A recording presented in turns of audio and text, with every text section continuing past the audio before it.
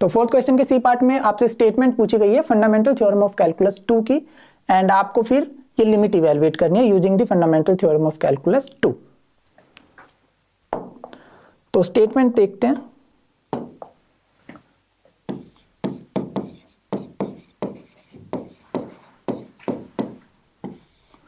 Fundamental theorem of calculus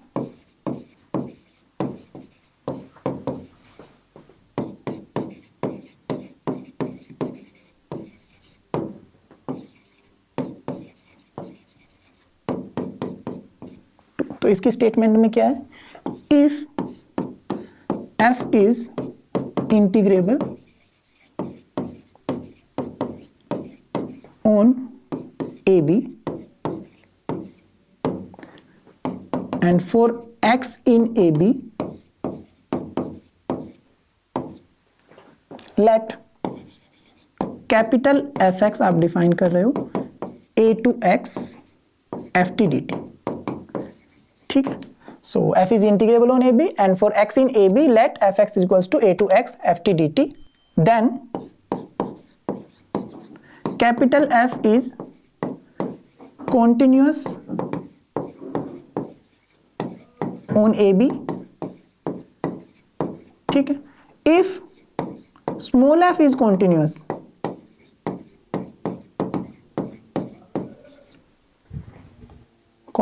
at x naught in open interval AB, then capital F is differentiable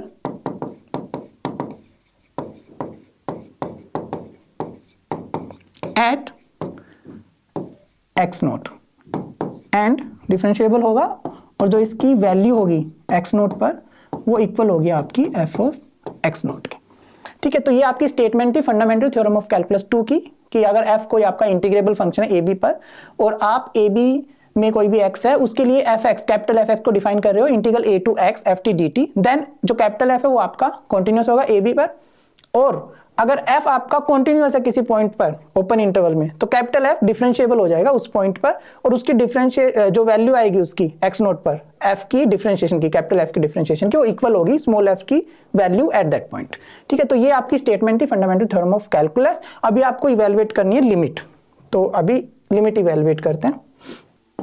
to calculate, तो limit आपकी क्या थी, limit h goes to 0 1 by h integral 4 to 4 plus h e power t square dt, यही थी, confirm कर लेते हैं, e power t square dt, ठीक है। आपको ये इवेलुएट करनी है और हम इसका यूज करने वाले हैं इसमें फंडामेंटल थ्योरम ऑफ कैलकुलस 2 का। तो देखिए कैसे करेंगे। सो कंसीडर कैपिटल fx को अगर मैं कंसीडर करूं 4 to x e power t square dt, ठीक है। एंड तो इस केस में ft क्या होगा, अगर आप इसके साथ इसको कंपेयर करो तो ft आपका हो गया e पावर t स्क्वायर, ठीक है। अब यहां पे देखिए कैपिटल fx आपने ऐसे डिफाइन किया, अब f ऑफ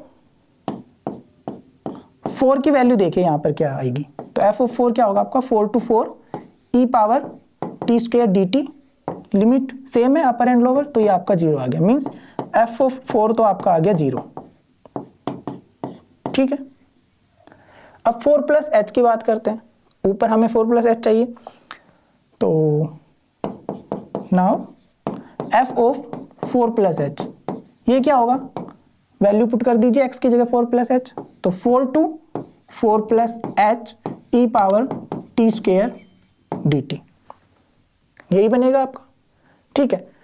अभी देखिए अभी हम क्या करेंगे, इसको आप ऐसे भी लिख सकते हो 4 to 4 plus h e power t square dt, ठीक है। हमें किसकी लिमिट कैलकुलेट करनी थी, इसके साथ 1 बाई h और हो जाए, तो हम क्या कर रहे हैं, ये आपका आया था f4 प्लस h आया था ये आपका यहाँ से, ठीक है, और माइनस f4 कर रहे हैं, f4 की वैल्यू 0 है, कोई फर्क नहीं पड़ेगा, ठीक है। अब हमें क्या चाहिए, 1 बाई h चाहिए, तो दोनों तरफ आप h से भी डिवाइड कर दो, तो ये आपका आ गया यहां तक, ठीक है। अब आपको इसकी लिमिट चाहिए, तो इसकी लिमिट लगा दो दोनों तरफ, limit h goes to 0 1 by h 4 to 4 plus h e power t square d t, इधर लिमिट लगाओ, limit h goes to 0, f of 4 plus H minus F of 4 divided by h। और ये किसकी definition बन गई, इधर ये देखोगे आप, तो ये आपका हो गया डेरिवेटिव एट 4 ऑफ f। तो मतलब जो ये लिमिट आएगी वो आपकी f डैश 4 के इक्वल आएगी। अब यहाँ पे देखिए फंडामेंटल थ्योरम ऑफ कैलकुलस 2 से आपने fx डिफाइन कर दिया, ठीक है। कैपिटल F ये आपका इंटीग्रेबल है, आपको दिख रहा है क्योंकि कॉन्टिन्यूअस है, कॉन्टिन्यूअस इंप्लाइज इंटीग्रेबिलिटी, ठीक है। तो कैपिटल F आपका कॉन्टिन्यूअस आ गया इसके अजम्पशन से, ठीक है, क्योंकि F आपका इंटीग्रेबल है तो कैपिटल F आपका कॉन्टिन्यूअस हो गया। Fundamental theorem of calculus use कर रहे हैं हम। If F is continuous at x naught, तो F तो आपका हर जगह ही कॉन्टिन्यूअस है, तो 4 to 4 प्लस h में भी हर जगह ही कॉन्टिन्यूअस होगा। तो F डिफरेंशिएबल होगा कैपिटल F, और F dash x not F x not के इक्वल होगा। तो यहाँ से by fundamental theorem of calculus, यहाँ पे आप लिखिए, तो इसको मैं शॉर्ट में लिख रहा हूँ by fundamental theorem of calculus 2।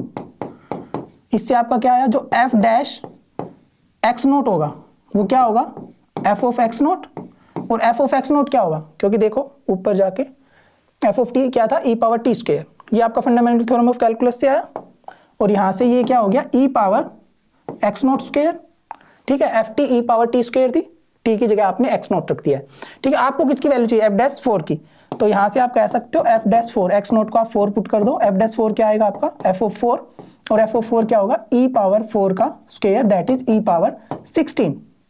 तो यहाँ से आपका क्या आया फिर, f डैश 4 आपका आ गया e पावर 16।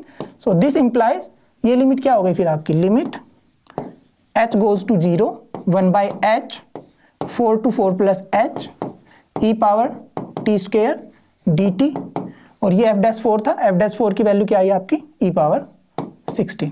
तो ये जो लिमिट आपको कैलकुलेट करनी थी वो आई e पावर 16, और इसमें हमने फंडामेंटल थ्योरम ऑफ कैलकुलस 2 का यूज किया। If you have any doubt in this question, you can ask in the comment section. In the next video, we will discuss next part of that question. Thank you. Hello everyone. तो इस video में हम fourth question का D part discuss करेंगे।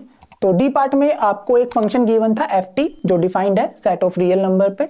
कैसे define किया गया है कि जब t आपका लेस देन 0 है तो वैल्यू ले रहा है फंक्शन t, जब t आपका 0 से 2 के बीच में लाई कर रहा है इंक्लूडिंग 0 एंड 2 तो वैल्यू ले रहा है t स्क्वायर प्लस 1, और जब t आपका ग्रेटर देन 2 है तो ft आपकी वैल्यू ले रहा है 0। तो ये आपका फंक्शन डिफाइन है। तो सबसे पहले आपको क्या करना है, determine the function capital fx, capital fx define करना, डिटरमाइन करना है, जो आपका 0 to x integral ft dt है। तो आपको पहले कैपिटल f डिटरमाइन करना होगा। उसके बाद आपसे 2 पार्ट्स पूछे गए हैं। फर्स्ट पार्ट में आपसे पूछा गया है at what points capital f is continuous, मतलब जो कैपिटल f आपका निकल के आएगा वो कहां पर कॉन्टिन्यूअस है। सेकंड पार्ट में आपसे पूछा गया at what point f is differentiable, जो आपका कैपिटल F आया वो किन किन पॉइंट्स पर डिफरेंशिएबल होगा, और जिन पॉइंट्स पर वो डिफरेंशिएबल होगा वहां पर आपको f डैश कैलकुलेट करना है। तो स्टार्ट करते हैं इसको।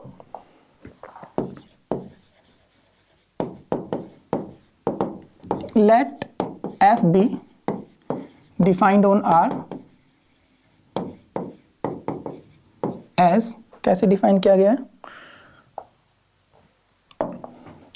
सो f ऑफ t आपका वैल्यू ले रहा है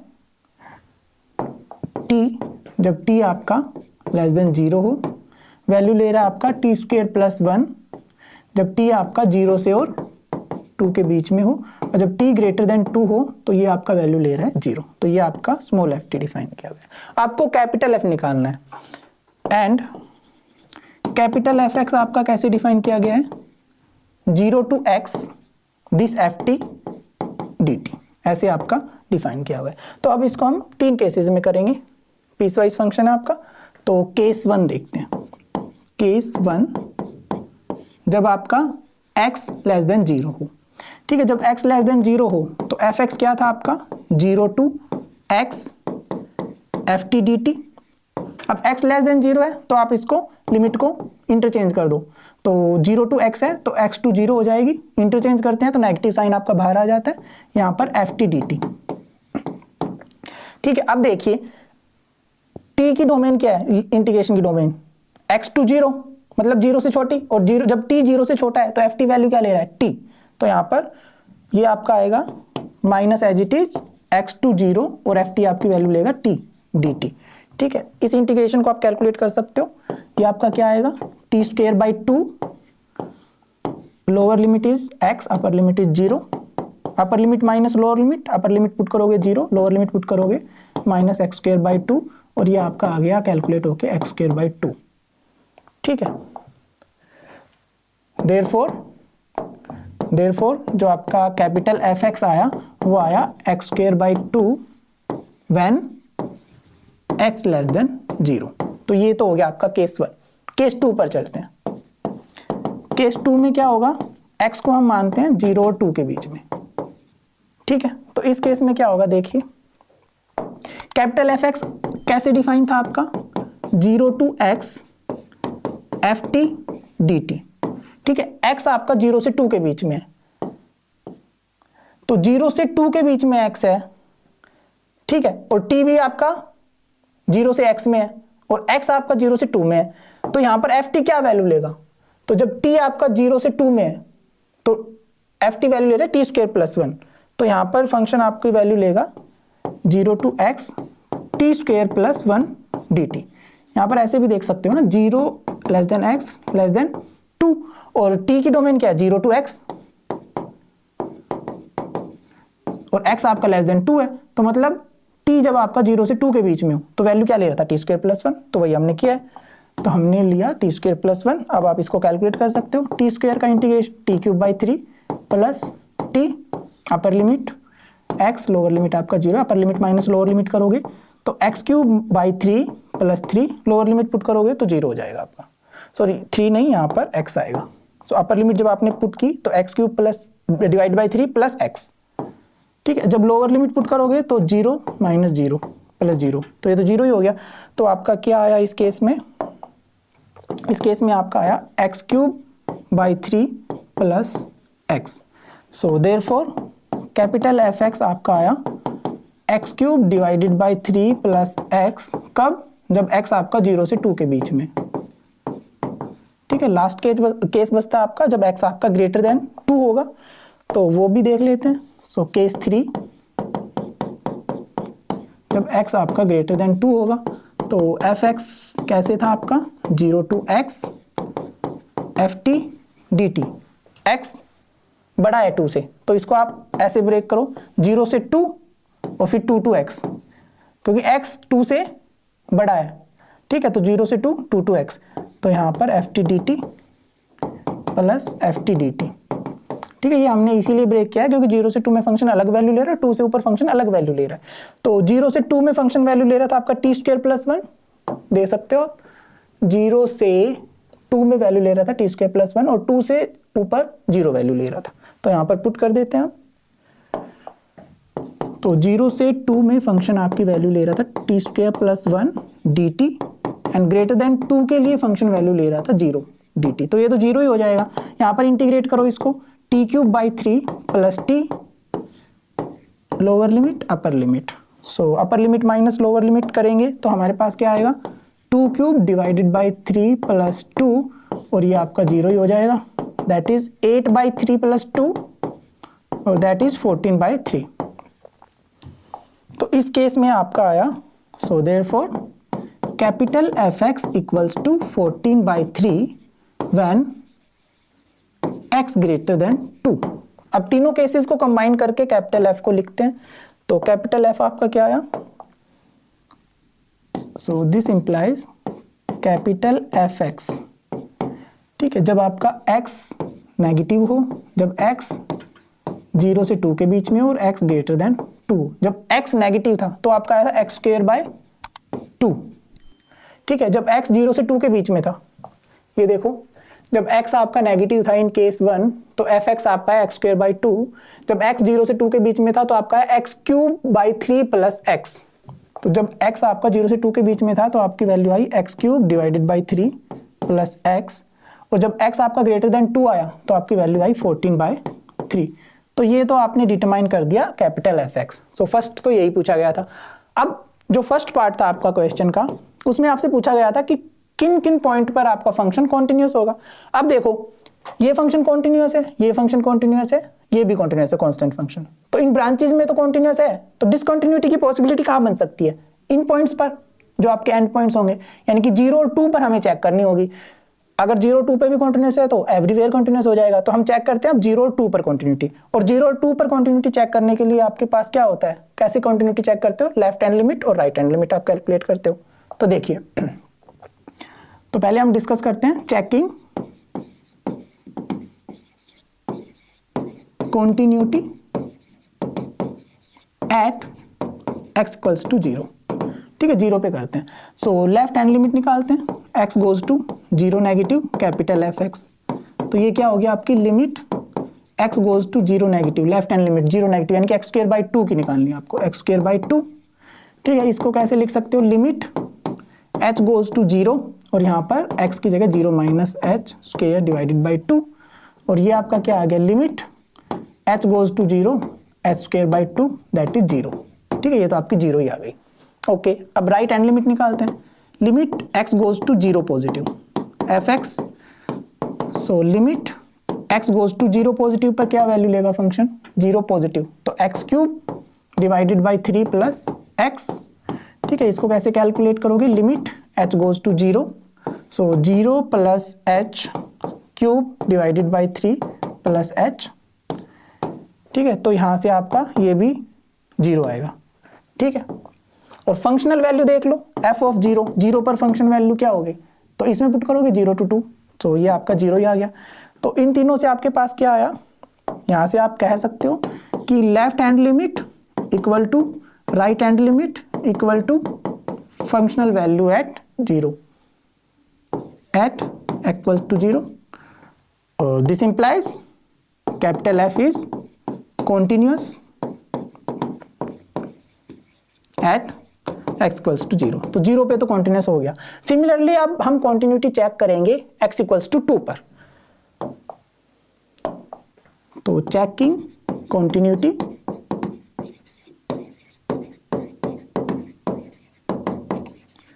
एट x इक्वल्स टू 2। तो इस पर देखिए, इस पर भी वही left hand limit x goes to 2 negative fx। ठीक है, limit x goes to 2 negative, तो fx क्या होगा जब आपका 2 पर आप नेगेटिव साइड से लिमिट निकालोगे, 2 negative x cube by 3 plus x। ठीक है, तो यहाँ पर आपका हुआ x cube divided by 3 plus x। ठीक है, इसको आप कैलकुलेट करोगे तो limit h goes to 0 2 minus h cube divided by 3, क्योंकि हम x की जगह 2 माइनस एच करें तो 2 माइनस एच। तो एज h गोज टू 0 इसकी लिमिट निकालोगे तो यहाँ से आपका बचेगा 2 cube divide by 3 plus 2 that is 8 by 3 plus 2 that is 14 by 3। ठीक है, तो ये आपकी आई लेफ्ट हैंड लिमिट एट 2। अब राइट हैंड लिमिट निकालते हैं, as x goes to 2 positive f of x। So 2 positive पर fx क्या लेगा देखना, fx आपका होगा 14 by 3। So limit x goes to 2 positive 14 by 3, तो ये तो कांस्टेंट है तो 14 बाई 3 आ जाएगा। और f ऑफ 2 फंक्शन वैल्यू भी देख लो 2 पर, वो क्या आएगी, 2 पर देखो फंक्शन क्या लेगा, इस फंक्शन से वैल्यू आएगी 2 पर। So 2 cube by 3, 2 cube by 3 plus 2 that is 8 by 3 plus 2 that is 14 by 3। तो यहाँ से आप कह सकते हो LHL equal to RHL right hand limit which is equals to f of 2 at x equals to 2। तो 2 पर भी फंक्शन कॉन्टिन्यूस हो गया। This implies capital F is continuous at x equals to 2। ठीक है, यही डाउटफुल पॉइंट्स थे, 0 और 2 दोनों पे कॉन्टिन्यूस है, बाकी सब जगह तो कॉन्टिन्यूस था ही, तो आपका कैपिटल F कॉन्टिन्यूस हो गया everywhere. So this implies capital F is continuous everywhere. ठीक है, सब जगह पर आपका कंटिन्यूअस हो गया। तो ये आपका पार्ट 1 का आंसर था। पार्ट 2 में आपसे पूछा गया था कि कहाँ कहाँ पर फंक्शन डिफरेंशिएबल होगा, और फिर आपको बताना है डिफरेंशिएशन क्या होगा उसका पॉइंट ऑफ डिफरेंशिएबिलिटी पे। तो डिफरेंशिएबिलिटी की बात करते हैं, उससे पहले एक चीज़ देखिए, जब आप ब्रांच फंक्शन डिफाइन करते हो, अगर आपका f(x) ऐसे है कि hx वैल्यू ले रहा है जब x ग्रेटर देन a कोई कांस्टेंट है, और less than equals to a के लिए आपका gx वैल्यू ले रहा है, तो जब आप डिफरेंशिएबिलिटी की बात करते हो तो ये ऐसा होता है, f is differentiable at x equals to a, जहां पर आपकी ब्रांच बन रही है। इफ एंड ओनली इफ, एक तो आपकी फंक्शन वैल्यू इक्वल हो दोनों, यानी कि h of a equal to g of a हो, एंड a पर h dash a equal to g dash a हो।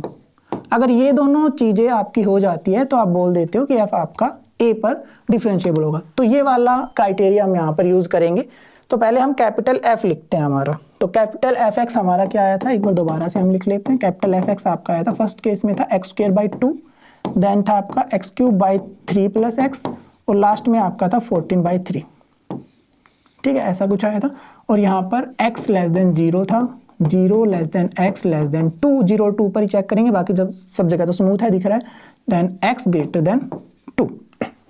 ठीक है, अब यहाँ पर हम कंसीडर कर लेते हैं, इसको मान लेते हैं f1, इसको मान लेते हैं f2, इसको मान लेते हैं f3। वो वाली कंडीशन हम अप्लाई करने की कोशिश कर रहे हैं। तो देखिए, पहले देखते हैं differentiability at x equals to 0। So differentiability at x equals to 0। ठीक है, तो सबसे पहले आपका क्या होना चाहिए, f1 0 इक्वल होना चाहिए। देखो 0 इन दो में ब्रांच में आ रहा है, तो ये f1 और f2 पे देखेंगे। f1 0 होना चाहिए f2 0 के, तो f1 0 क्या आएगा आपका, 0 square by 2 that is 0। Okay, f2 0 देखिए, इसमें 0 पुट करिए, 0 क्यूब बाय 3 प्लस 0, ये भी 0 आ गया। तो यहां से आपका ये तो आ गया कि f1 0 इक्वल टू f2 0। दूसरी कंडीशन क्या है कि 0 पर f1 डैश और f2 डैश भी इक्वल आए। ठीक है, तो f1 डैश x क्या आएगा आपका, f1 डैश x निकालोगे तो आपका आया x, 2x, 2 से 2 कैंसिल हो जाएगा। और f2 डैश x निकालोगे तो आपका क्या आएगा, 3 से 3 कैंसिल, तो x स्क्वायर प्लस 1 आएगा। ठीक है, यही आएगा ना, 3x स्क्वायर प्लस 1, 3 से 3 कैंसिल हो जाएगा। ठीक है, अब 0 पे हम कैलकुलेट कर रहे हैं, तो f1 डैश 0 0 आ गया यहाँ से। ठीक है, f2 डैश 0, ये क्या आएगा, ये आपका 1 आएगा, 0 स्क्वायर प्लस 1 दैट इज 1। तो देखो ये अलग अलग आ रहे हैं। So that means f1 dash at 0 is not equal to f2 dash at 0। तो ये कंडीशन नहीं फुलफिल हो रही है, तो यहां पर आप क्या बोल दोगे, capital F is not differentiable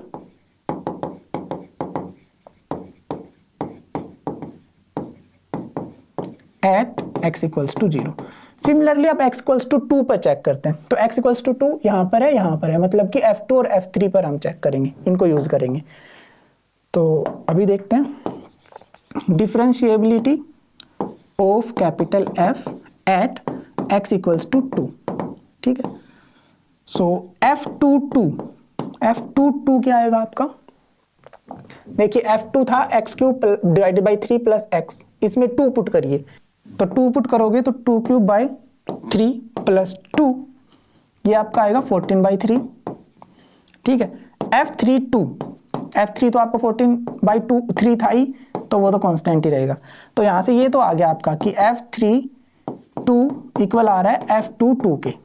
ठीक है, अब डिफरेंशिएबिलिटी की बात करते हैं, f2 डैश और f3 डैश निकालते हैं। सो f2 डैश x, ये क्या होगा आपका, x स्क्वायर प्लस 1, क्योंकि 3 ये था ना, x cube divided by 3 plus x, तो इसका डिफरेंशिएशन किया तो यही आएगा। Okay, similarly f3 dash x निकालोगे तो f3x क्या था, 14 बाई 3, उसका डेरिवेटिव, कांस्टेंट फंक्शन का डेरिवेटिव 0 हो गया। ठीक है, हमें क्या कैलकुलेट करना है, f2 डैश 2 पर कैलकुलेट कर रहे हैं, क्योंकि हम डिफरेंशिएबिलिटी चेक कर रहे हैं एट पॉइंट 2, तो 2 स्क्वायर प्लस 1, तो ये आपका आ गया 5। ठीक है, f3 डैश 2, ये आपका आ गया 0। अगेन यहाँ से आप कह सकते हो f2 डैश 2 आपका इक्वल नहीं आया f3 डैश 2 के। अगेन आपकी कंडीशन फेल हो गई है, तो यहाँ पर भी आपका क्या आ गया, जो कैपिटल F है इज नॉट डिफरेंशिएबल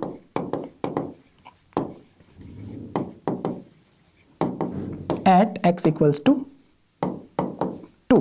बाकी सब जगह डिफरेंशिएबल है, तो सेकंड पार्ट का आपका क्या आंसर आ गया, देयरफॉर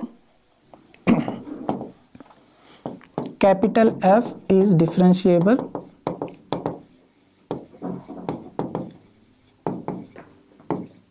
एवरीवेयर एक्सेप्ट 2 पॉइंट्स को छोड़ के। कौन कौन से पॉइंट को छोड़ के, x equals to 0 and x equals to 2। इन दो पॉइंट्स को छोड़ के कैपिटल F आपका हर जगह डिफरेंशिएबल है। तो इन दो पॉइंट्स पर आप डिफरेंशिएशन की नहीं बात कर पाओगे। अब आपको डेरिवेट करना है तो डेरिवेट तो डायरेक्ट हो जाएगा। तो अभी हम f डैश निकालते हैं पॉइंट ऑफ डिफरेंशिएबिलिटी पे। सो देयरफॉर पहले fx लिख लेते हैं, जो fx था आपका उसको लिख लेते हैं, फिर उससे निकाल लेंगे। तो fx आपका आया था s²/2 जब x लेस देन 0 हो, x³ plus x this is divided by 3 जब x आपका 0 से 2 के बीच में हो, और जब x ग्रेटर देन 2 हो तो आपकी वैल्यू आई थी 14/3। तो ये आपका fx आया था। 0 और 2 पे ये डिफरेंशिएबल नहीं है, ये हम दिखा चुके हैं। अब हमें कैलकुलेट करना है f डैश x।